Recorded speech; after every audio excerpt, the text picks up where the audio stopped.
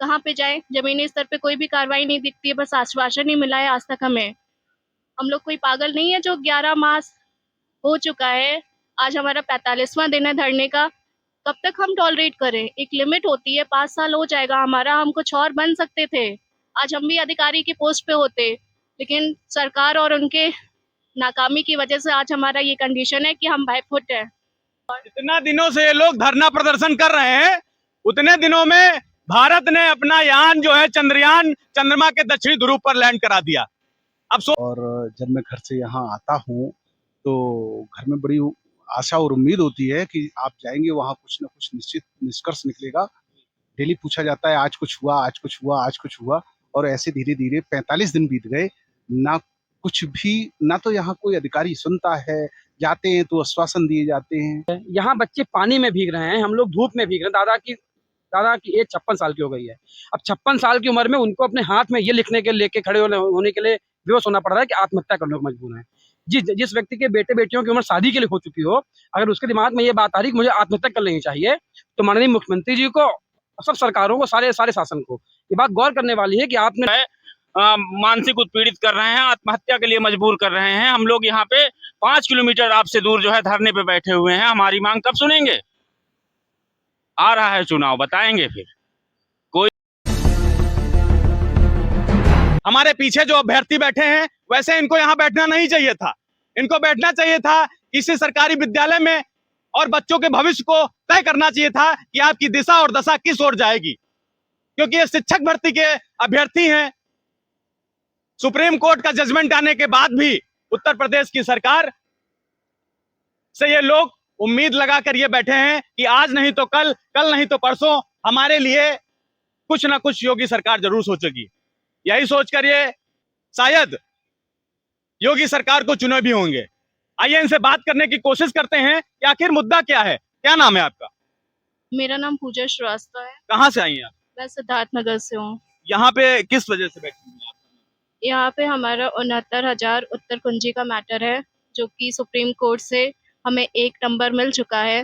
तब पे 11 माह हो चुके सुप्रीम कोर्ट का ऑर्डर आए, लेकिन सरकार हमेशा से हीला हवाली कर रही है कि हमारा मैटर नंबर मिल चुका है, तब पे भी हमारे प्रोसेस में कोई भी स्पीड नहीं दिखती है कि पेंडिंग चल रहा है। बस अधिकारी जितने भी हैं सब आश्वासन पे आश्वासन देते हैं कि आपका प्रोसेस चल रहा है। इवन हमारा रिजल्ट तक अभी रिवाइज होके नहीं मिला है कि हमारे 1 नंबर मिल चुके हैं हमें, तब पे ये हाल है। आप बताइए सुप्रीम कोर्ट से बड़ा कोर्ट क्या है कि हम इंटरनेशनल कोर्ट जाएं हेग में?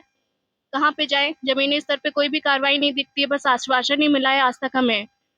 हम लोग कोई पागल नहीं है जो 11 मास हो चुका है, आज हमारा 45वाँ दिन है धरने का, कब तक हम टॉलरेट करें? एक लिमिट होती है, 5 साल हो जाएगा हमारा, हम कुछ और बन सकते थे। आज हम भी अधिकारी की पोस्ट पे होते, लेकिन सरकार और उनके नाकामी की वजह से आज हमारा ये कंडीशन है कि हम बैकफुट हैं। जितना दिनों से ये लोग धरना प्रदर्शन कर रहे हैं, उतने दिनों में भारत ने अपना यान जो है चंद्रयान चंद्रमा के दक्षिणी ध्रुव पर लैंड करा दिया।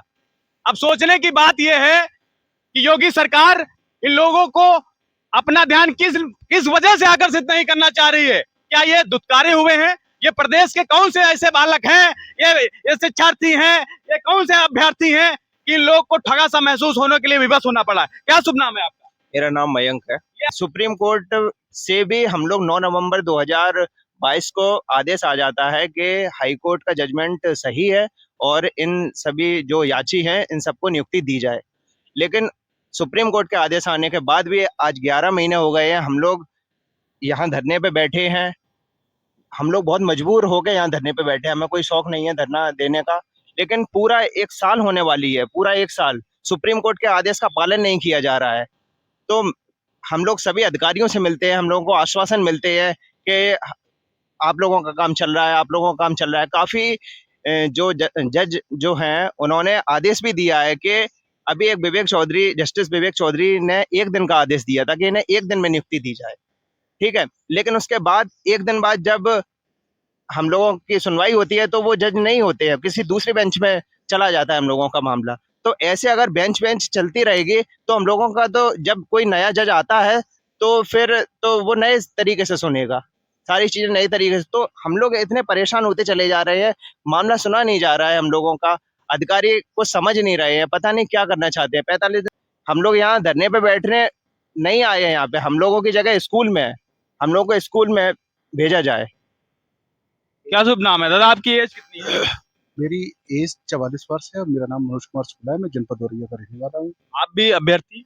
जी, मैं 69,000 में अभ्यर्थी हूँ और 1 नंबर से उत्तीर्ण हो रहा हूँ और सरकार की कृपा जब होगी तभी उसका लाभ मुझे मिलेगा। आपके परिवार वाले तो बड़ा उम्मीद लगाए होंगे कि पापा कैसे क्या, मतलब बच्चे जो कहते होंगे कि हमको रिटायरमेंट के समय भी आपको योगी सरकार नहीं दे पा रही।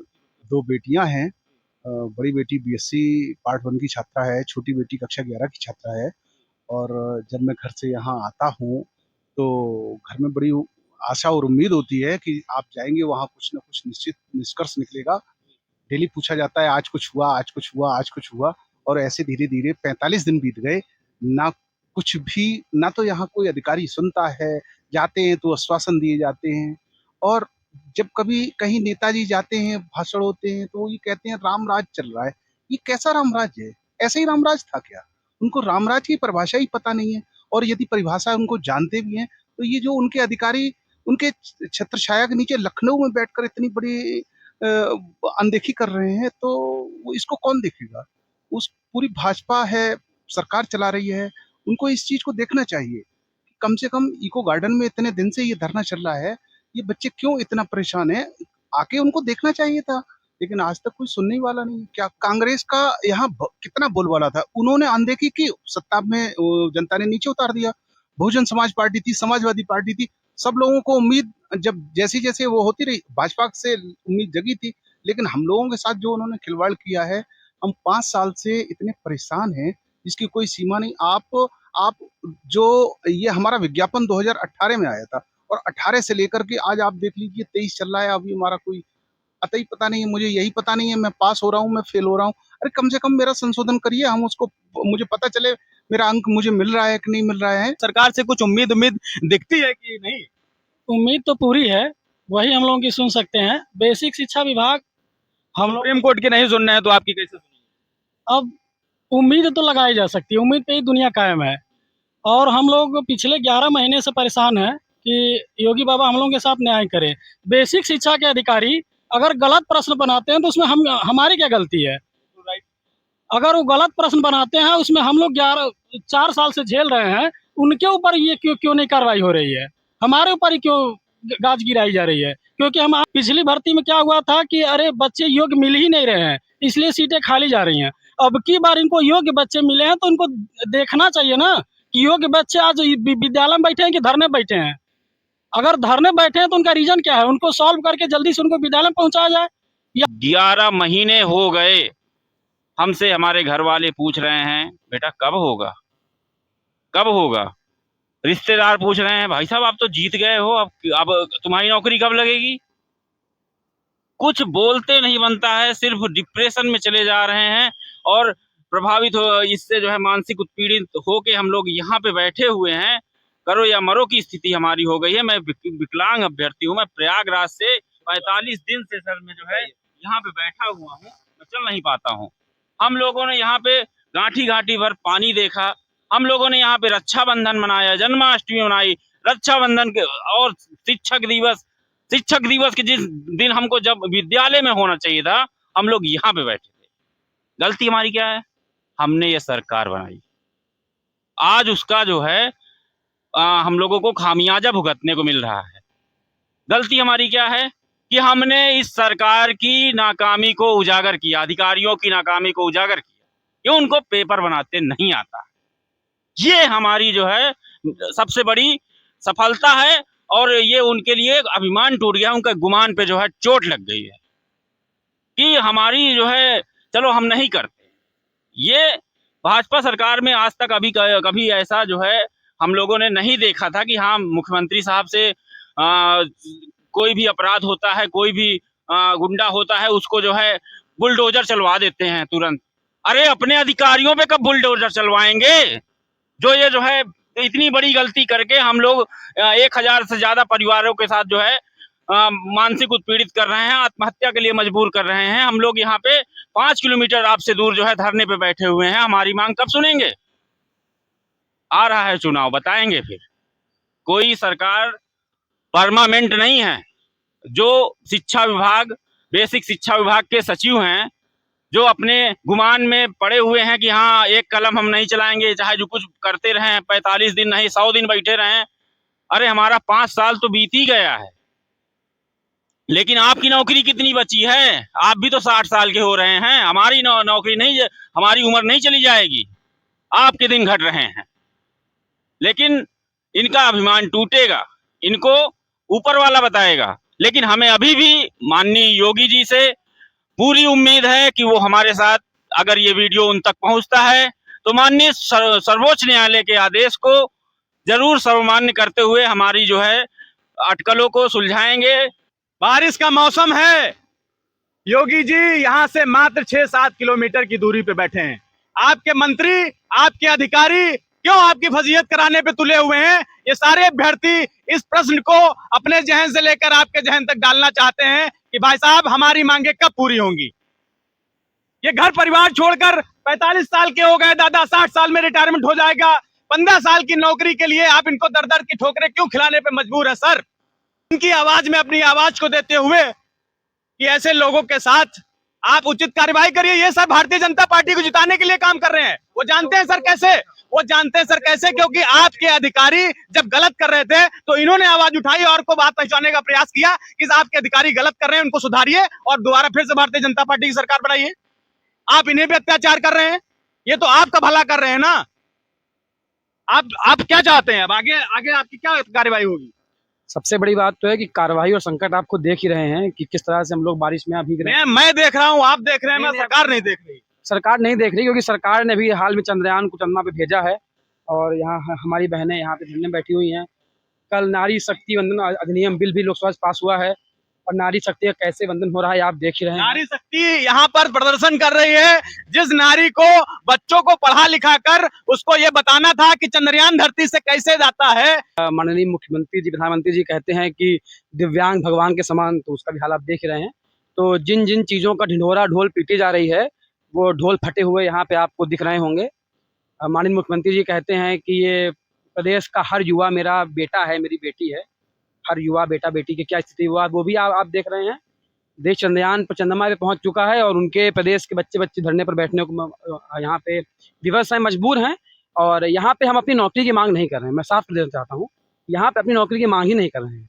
मांग हम सुप्रीम कोर्ट के सम्मान की कर रहे हैं। हम जब इस देश में पैदा हुए, हम बड़े हुए, तो हमने देखा भाई भारत एक अच्छा लोकतंत्र है। अभी हाल ही में बहुत ढिंढोरा पीटा गया कि मदर ऑफ ऑल डेमोक्रेसी, हर लोकतंत्र की माँ भारत है। उस लोकतंत्र के संघीय ढांचे में तीन ढांचे होते हैं: कार्यपालिका, न्यायपालिका, व्यवस्थापिका। व्यवस्थापिका और कार्यपालिका के कार्यों का मूल्यांकन करने के लिए न्यायपालिका होती है और उस न्यायपालिका के माध्यम से सबसे बड़ी संस्था है सुप्रीम कोर्ट। अब सुप्रीम कोर्ट ने एक आदेश दिया है, उस आदेश की अवहेलना लगातार कार्यपालिका करने का प्रयास कर रही है। उसकी व्यवस्थापिका बात नहीं मान रही है। यहाँ बच्चे पानी में भीग रहे हैं, हम लोग धूप में भीग रहे हैं। दादा की एज 56 साल की हो गई है। अब 56 साल की उम्र में उनको अपने हाथ में ये लिखने के लेके खड़े होने के लिए विवश होना पड़ रहा है कि आत्महत्या करने को मजबूर है।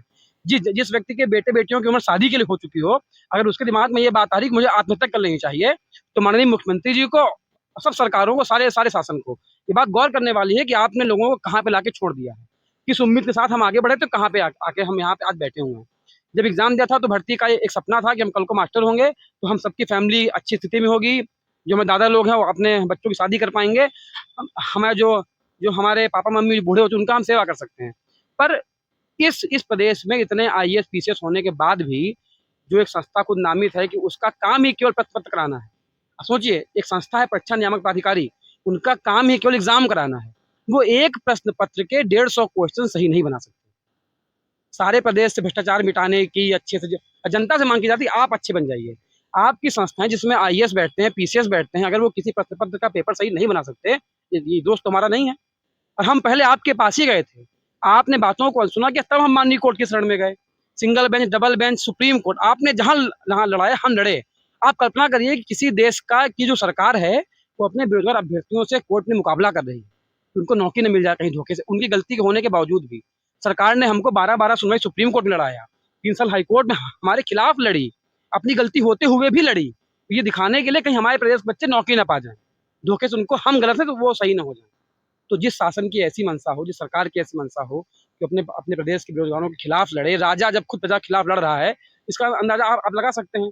कुछ लोग कहते हैं कि भाई मुख्यमंत्री जी को पता नहीं होता है। कैसे पता नहीं होता है? यहाँ पटेल में हम लोग बैठे हुए हैं, पता नहीं है तो ये भी उनकी नाकामयाबी है ना। बिल्कुल, अगर प्रदेश के शासक को ही पता ही नहीं कि उसके प्रदेश में क्या हो रहा है, तो शासक किस लिए है? क्यों आपकी इतनी आईबी है? क्यों आपकी इतनी एलआईयू है? और अभी आपको लोगों ने बताया, मैं बता देता हूँ, खुद उप मुख्यमंत्री केशव प्रसाद मौर्य जी ने अपने लेटर पैड पे साइन करके शिक्षा विभाग को आदेशित किया। उनकी तक बात नहीं मानी जा रही है। सुप्रीम कोर्ट के आदेश की लगातार अवहेलना हो रही है। डिप्टी सीएम का आदेश को माना नहीं जा रहा है। प्रदेश में किसके पास जाएंगे हम? हमें यहाँ पर अधिकारी कहते हैं कि धरना दे के आप बदनाम मत करो। तो कहाँ से आपका नाम करें हम? क्या नाम करने वाला काम किया है आपने? आप पहले हमारे खिलाफ लड़े, हम उससे भी हम लड़े, ठीक है। आप लड़े, हम वहाँ पे आपसे खिलाफ लड़ते रहे। हम सुप्रीम कोर्ट में किस तरह जीते हैं ये हम जानते हैं। जब तंत्र आपके खिलाफ लड़ता है तो एक आम अभ्यर्थी लड़ना बड़ा मुश्किल काम होता है। और अब सुप्रीम कोर्ट आदेश को 11 महीने हो चुके हैं, तब भी हम यहाँ पे धरने में बैठने को मजबूर हैं। तो शासन की विफलता है, ये नाकामी है। हम धरने पे क्यों बैठे हुए हैं? ये सब बातें। बाकी आप देख रहे हैं अभी यहाँ घुटनों तो पानी भरा हुआ, तो हमने वहाँ पे पीछे बैठ के हवन पूजन किया। कोई सांसद, कोई विधायक, कोई मंत्री हमसे मिलने नहीं आया। ये राम राज्य चल रहा है। राम राज्य की कलई तब खुलती है जब राम राज्य आपके ऊपर आ जाता है। जब तक आपके ऊपर नहीं है, तब तक पूरे देश में राम राज्य है, सबका मंगल है, सब अमंगल है। और जब आप फंस जाते हैं, राम राज्य की कलई खुल जाती है। आप जिस जगह खड़े हैं यहाँ से सांसद और वर्तमान रक्षा मंत्री माननीय राजनाथ सिंह जी माननीय चाहे राजनाथ सिंह जी हो, चाहे उनके बेटे पंकज सिंह हो, चाहे जेपी नड्डा हो, चाहे गडकरी साहब हो, हम लोग किससे नहीं मिले हैं? सबसे मिले। प्रदेश सरकार का ऐसा कोई मंत्री नहीं है। स्वतंत्र देव सिंह, ब्रजेश पाठक, केशव मौर्य, किससे नहीं मिले हम लोग? सबसे मिले हैं। और हमें क्या मिला है? केवल आश्वासन। सुप्रीम कोर्ट के आदेश के बाद भी केवल आश्वासन मिला है।